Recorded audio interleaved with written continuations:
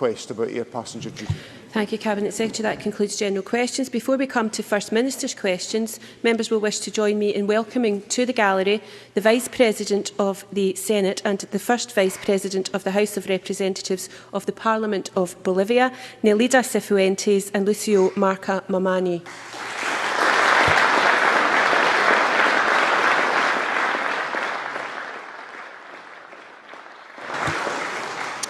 Thank you. That brings us to the next item of business, which is First Minister's questions. Question number 1, Joanne Lamont. Thank you very much, Deputy Presiding Officer. To ask the First Minister what engagements is planned for the rest of the day. First Minister. Engagements to take forward the Government's programme for Scotland. Joanne Lamont. In private, the Finance Secretary John Swinney, in a paper to Cabinet, we remember that very rigorous piece of work, questioned the affordability of the state pension in a separate Scotland. This week, in public, John Swinney promised not just a state pension, but one guaranteed to go up by at least 2.5% a year, but said nothing.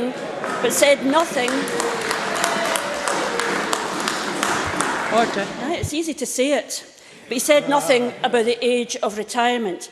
Can the First Minister explain how John Swinney got from questioning the affordability of pensions to this new policy? What is the cost of the new policy? And how will those costs be met? First Minister. Well, can I just point out that one of the key areas that the Government have brought forward is that the welfare spending in Scotland is less as a proportion of our national economy than it is over the UK at the present moment. And what that should tell Joanne Lamont is that the welfare budget is more affordable in Scotland than some people regard it as across the UK. But given the wholesale desertion of the cause of universal benefits of welfare policy by the Labour Party in recent weeks, the acceptance of the Tory plans from the Shadow Chancellor, I think this is the very last subject that Joanne Lamont should be commenting on. Can I just point out the triple lock guarantee? That's the guarantee to the triple locks at the present moment, which was what John Swinney put forward in Independent Scotland. I think is an excellent thing to give reassurance. But the whole basis of the triple lock guarantee is exactly that. It's a guarantee in terms of getting pensioners the best deal possible, which is what the SNP are committed to. Joanne Lamont. If the First Minister wanted to be credible, he could at least make an effort and answer the question. And he says, this is the last question I should ask. It's the first question that many pensioners and others across this country are asking. And you know, when I was studying my O-grade maths, I remember that you had to do the sums, show the workings before you reached the answer. And what John Swinney did this week was simply ditch what he said before and gave an answer with no credible workings at all. For whatever the real cost of this pension policy, we know that it has cost the credibility of John Swinney and now the Government itself. Because we live in the real world. In private, the Cabinet doubts the affordability of the state pension. If their public words are to have any credibility, surely they must be able now, today, to tell us how it will be afforded. I ask again, how did the Government move from questioning the affordability of the state pension to this new policy of guaranteed rises for all, and what will it cost? First Minister. Then perhaps this time that Joanne Lamont will appreciate the significance of the information that the Government have published demonstrating that the welfare budget as a proportion of Scotland's national wealth is less proportionately than the welfare budget as a proportion of the UK, therefore making welfare more affordable in Scotland. And given the triple lock guarantee is current policy, until the Labour Party revised that as well, then of course we can put forward that for the security of old age pensioners in Scotland. Now, Joanne Lamont says this is the first question that pensioners would ask. I'll tell you what the first person that pensioners are asking in Scotland at the present moment. They're asking, is their bus pass safe if the Labour Party would return to power? They're asking about free personal care, because Joanne Lamont is not only unable, like Ed Balls, to commit to the current welfare budget, accepting the plans of the Tories, she is challenging the basic fabric of the achievements of devolution and the great gains for pensioners across Scotland. Thank you, First Minister. Joanne Lamont. On the bus pass, it helps to have a bus as well to go with it. You know, there are people across the country who believe that next year we're going to have a serious debate about the future of Scotland. From that showing, the First Minister is incapable of convincing anyone that he has even remotely thought about the things that really matter to families across the country. Now, we know why the First Minister can be so relaxed about pensions. By my reckoning, he's got 5, and they're all backed by the UK government. He's got his civil service pension, his MP's pension, his MSP's pension, his First Minister's pension, and we shouldn't forget, Order.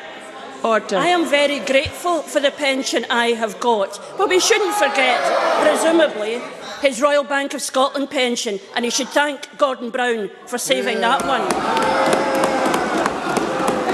So we know he will be all right, but he's prepared to put everyone else at risk. For pensioners are now and in the future to believe that the SNP are suddenly so certain that the state pension is affordable, can the First Minister tell us now how much money he will have to raise to fund it and where it is coming from? Show us the workings, not just the answer. Thank you. First Minister. Firstly, I think pensioners watching this broadcast mentioning the words Gordon Brown, whose raid on pensions destroyed the pensions of people across this country, just indicates the insensitivity of the Labour Party. Now, let me try this again for Joanne Lamont.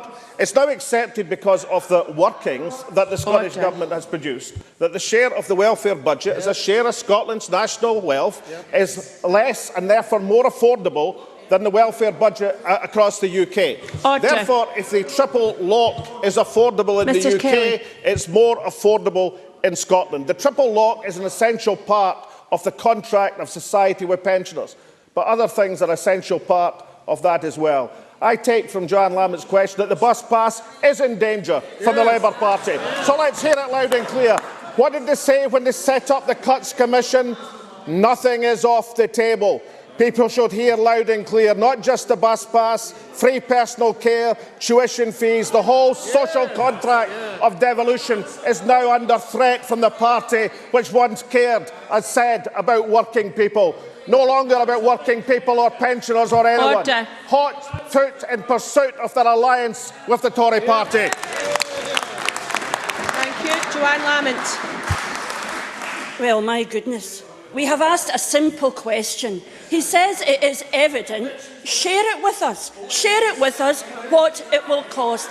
And I think that any pensioner, any family worried about their children's future will look at this broadcast, as he calls it today, and wonder how it's possible for a First Minister to offer a future which does not simply be more than a leap in the dark on the fundamental issues facing families. And it is no wonder, not even his own SNP candidate in Aberdeen Donside believes there's a chance of the First Minister winning the referendum. Not even his own economic advisers find the First Minister credible. His Nobel laureate Joe Stiglitz says he's wrong on corporation tax. And only last night, Professor John Kay laid out why he's got his policy on the currency wrong. The Institute of Chartered Accountants of Scotland says there is £170 billion hole in his plans for private pensions, and the First Minister simply cannot tell us how he will afford the state pension. This is an absolute failure of office to be unable to answer those most basic questions. The reality is the First Minister has no credibility. Order. I'm glad you have something to laugh about, because for the rest of us, this is far from funny. You know, if politics was about slogans and shouting, you would do fine.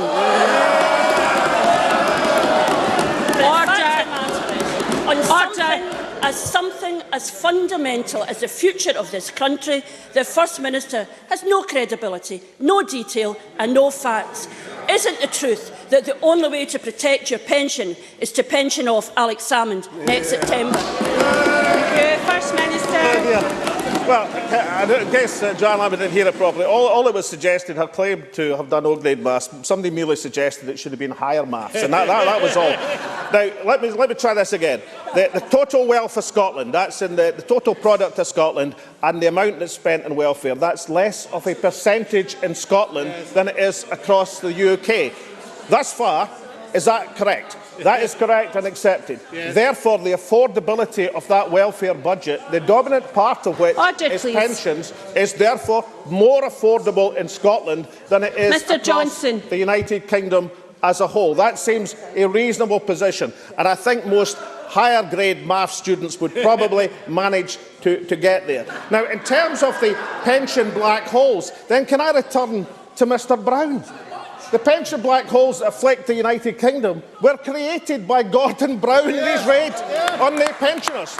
And in terms of policy to pensioners, then what pensioners are looking for is guarantees on the bus pass. They're looking for guarantees and free personal care. This party gives these guarantees. In Labour, everything is up for grabs. And as far as Aberdeen Donside is concerned, not perhaps the Labour Party's strongest suit, because the parents in Middleton Park and Bramble Brae in Aberdeen Donside will be voting today to keep their schools open. Question number 2, Ruth Davidson. Thank you, Deputy Presiding Officer. I'd like to ask the First Minister when he'll next meet the Prime Minister. First Minister. No plans to meet the Secretary of State in the near future. Thank you, Ruth Davidson. Thank you. Yesterday, bereaved parents courageously came to this Parliament looking for support for a public inquiry into what happened to the remains of their babies and why. What started out as a scandal in a single crematorium in Morton Hall in Edinburgh has spread to crematoria in Glasgow and Aberdeen, and they're the ones that we knew about. But we've now learned that a number of families who used a facility in Falkirk have been affected, as have families using a private, not local authority crematorium.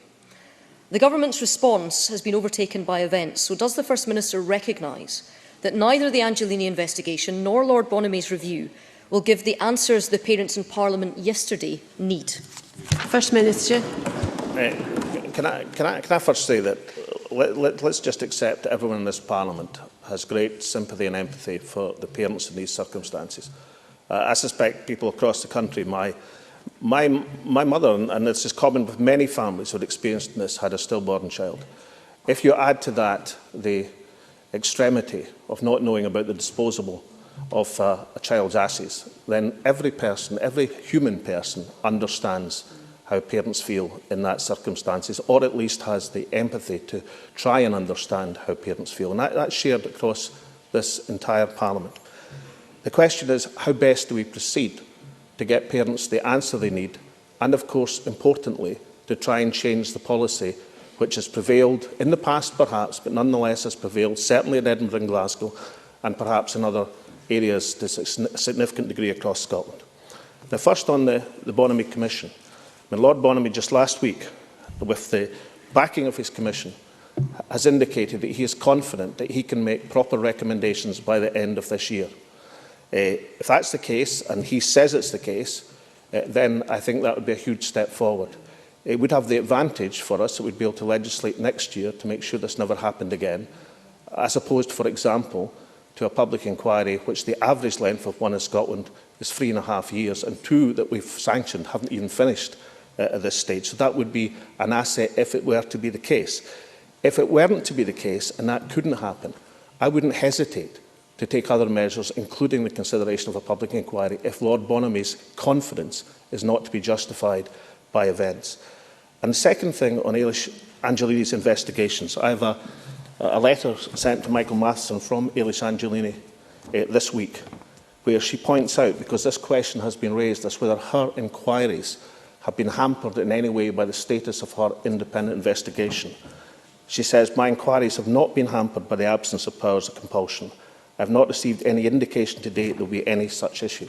Now, if Ailish Angelini can get the answers to satisfy hopefully the vast majority of the parents of Morton Hall, then presumably the same sort of inquiry, the same sort of investigation as set out by Lord Bonamy in his letter around local authorities last week could affect the other areas of Scotland. Again, if that's not possible, if our former Lord Advocate does encounter obstacles and can't get to the truth, then I'd be the first person, just like on the Bonamy Commission, to reconsider the issue and to see if further steps have to be taken.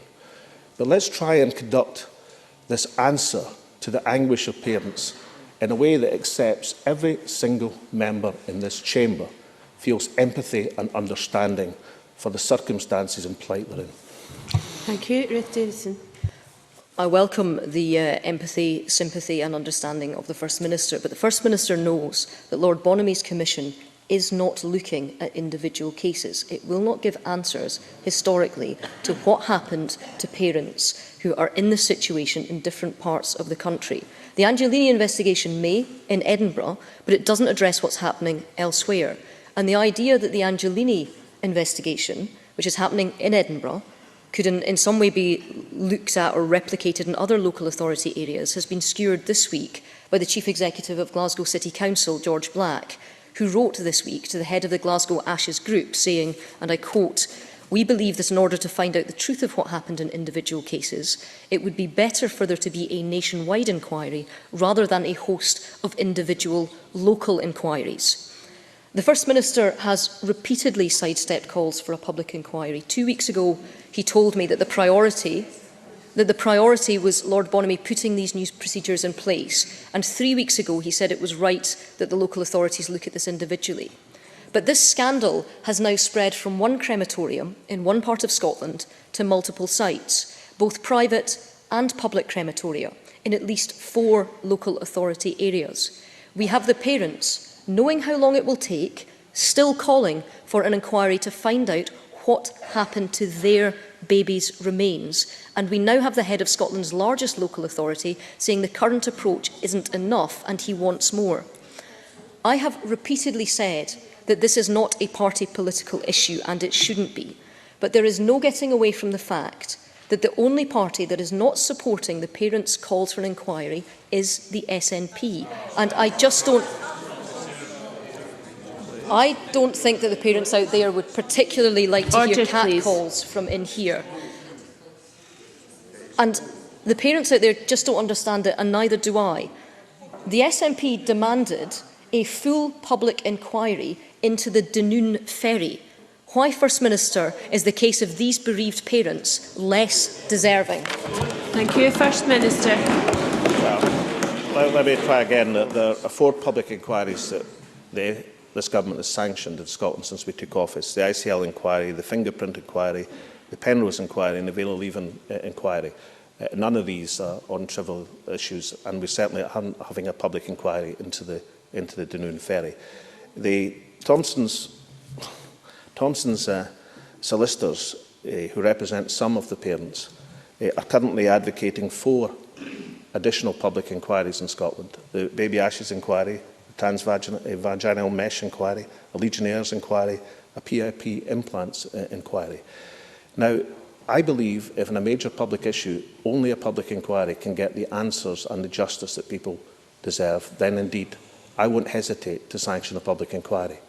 But in this particular instance, we have the hope and belief that Lord Bonamy, who this week incidentally wrote to the local authorities around Scotland, including to George Black of Glasgow Council, setting out how a local authority can sanction inquiry and advising on guidance. The guidance includes conducting any investigations are conducted transparently, independently, objectively, are respectable and sensitive to the concerns of affected families. If that's possible for the Angelini inquiry in Edinburgh, then why on earth wouldn't it be possible for an inquiry in Glasgow?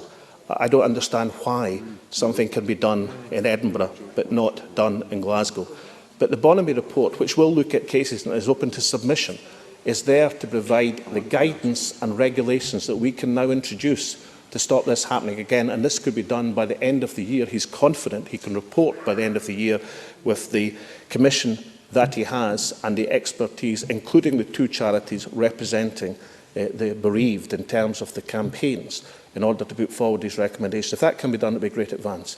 If Alex-Salmond-MSP can, to the satisfaction of parents, get to the bottom of the individual cases affecting Morton Hall, then why on earth couldn't that be done elsewhere as well? But if neither of these things are the case, if Lord Bonamy is not able to come up with the recommendations that we can endorse as a Parliament to stop this happening again, if Alex-Salmond-MSP does at some stage encounter obstacles in her individual inquiries into individual cases and cannot command the confidence of a majority of parents, then I'll be the first person to say, in that circumstances, we have to go for a public inquiry or some other recourse. But the full expectation that I have at this present moment is that Bonamy will give us the recommendations to bring into legislation in Scotland next year to show that this won't happen again. And that Alex-Salmond-MSP, as a former Lord Advocate, should command the confidence of everyone when she says that she can conduct this investigation independently in Edinburgh. And if it can be done in Edinburgh, it most certainly can be done elsewhere in Scotland. Thank you. Question number 3, Willie Rennie. To ask the First Minister what issues will be discussed at the next meeting of the Cabinet. First Minister. Issues of importance to the people of Scotland. Willie Rennie. 4 years ago, I joined families in the little settlement of Kinedder Park in West Fife against the proposals to extract coal from the neighbouring fields. We lost. Permission was granted. The residents were assured by developers that the industry had learned lessons of past failures, and after extraction, the land would be converted into a local environmental resource. Operations have now ceased, leaving a huge hole and spoil heaps dwarfing the area. Those families at Kinedder Park have been let down, and thousands of families across Scotland, from Ayrshire through Lanarkshire, Midlothian to Fife, are suffering too. Mining companies were supposed to buy insurance bonds to pay for the land restoration, but there is a huge deficit with insufficient funds available to restore all the eyesores. Due to the scale of the problem, will the First Minister order an independent inquiry into this failure? First Minister. Well, I think the first task and job to be done is what Fergus Ewing is doing at the present moment, and that's doing everything he can, firstly, to preserve employment in the open cast industry, and also to secure, with the support of local authorities, the necessary environmental clean-up. Can I just say to Willie Rennie, of course, yes, it is true, and I actually agree with his description about the bonds that were meant to be provided for. I hope and believe that when we have legislative control over such matters in this Parliament, then we'll make sure that these things are enforced, because it is surely part and parcel of what we should do in this Parliament, is to make sure that not just jobs are protected, but communities are protected as well. Willie Rennie. I welcome the First Minister's understanding of this, but actually local authorities do have the powers just now to enforce appropriate restoration bonds. It's not as if they are deprived of the powers that would suddenly resolve this problem. And it refers to the work of Fergus Ewing, and I commend him for the work he's doing on the Coal Task Force.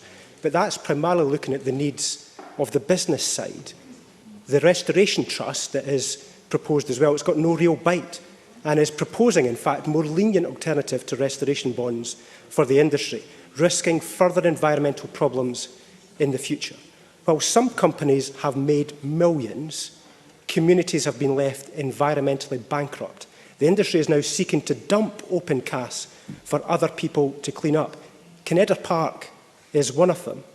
Communities have endured years of noise, dust and heavy transport, and they now fear a legacy of derelict sites, polluted water and scarred landscapes.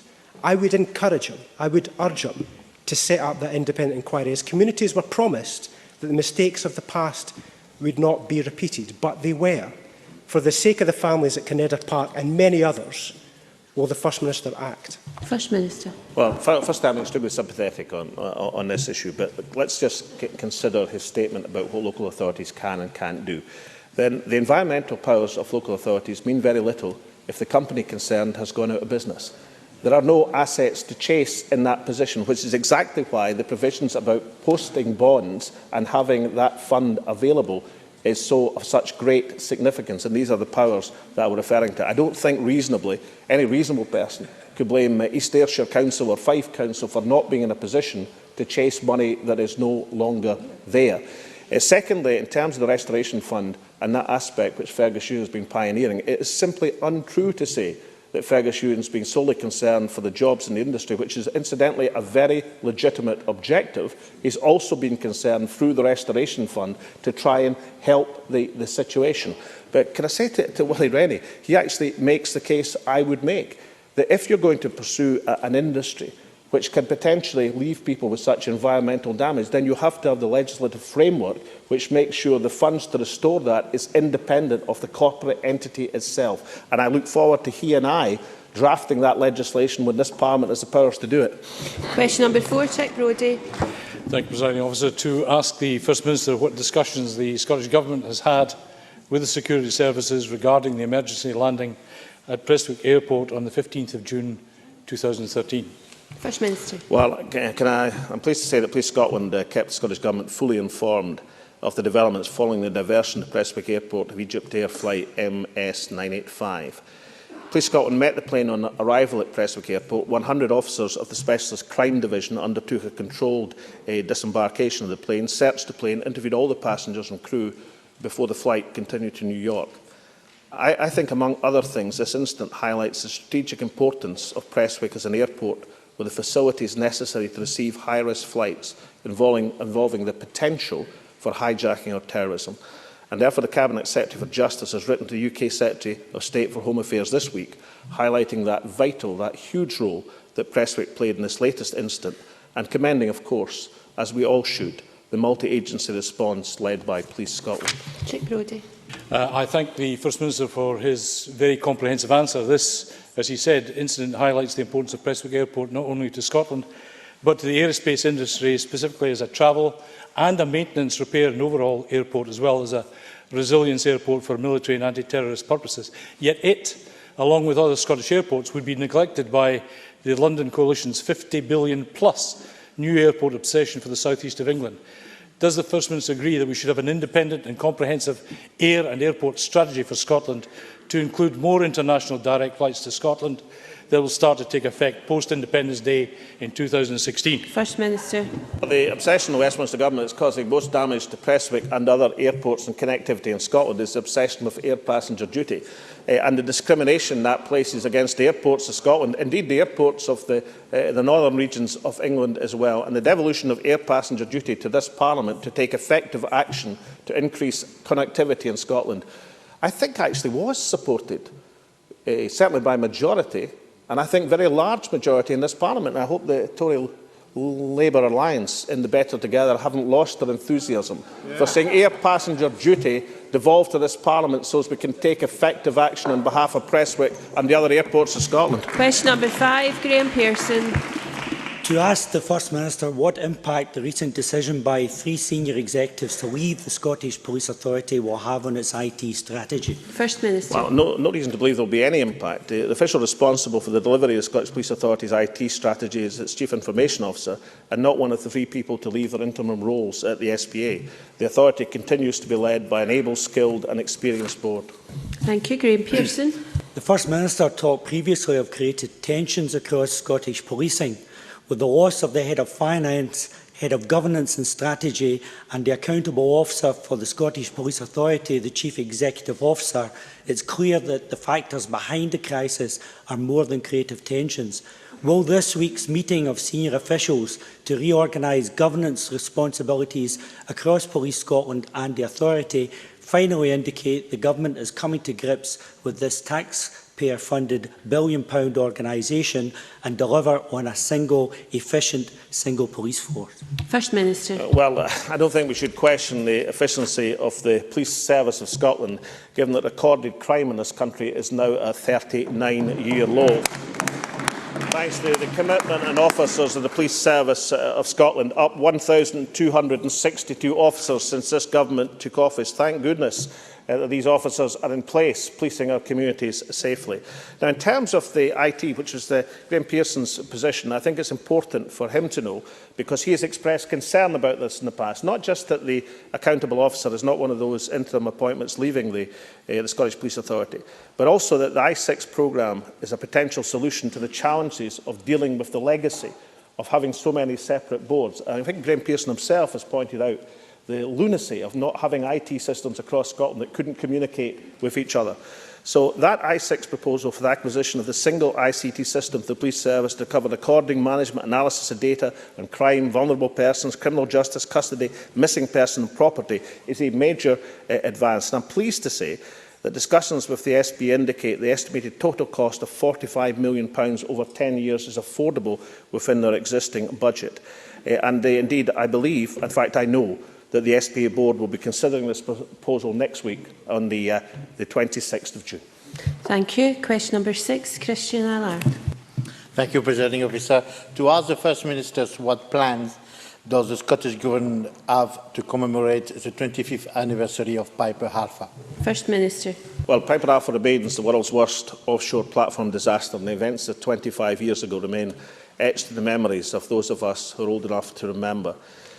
The Government is setting out and has set out a range of ministerial involvement at the very important activities that are taking place over the next 2 weeks, including the Offshore Safety Conference, the screening and premiere of the film Fire in the Night, which I think is a hugely effective film and also hugely important in bringing to a new generation both the horror of Piper Alpha and the absolute importance of seeing that it doesn't happen again.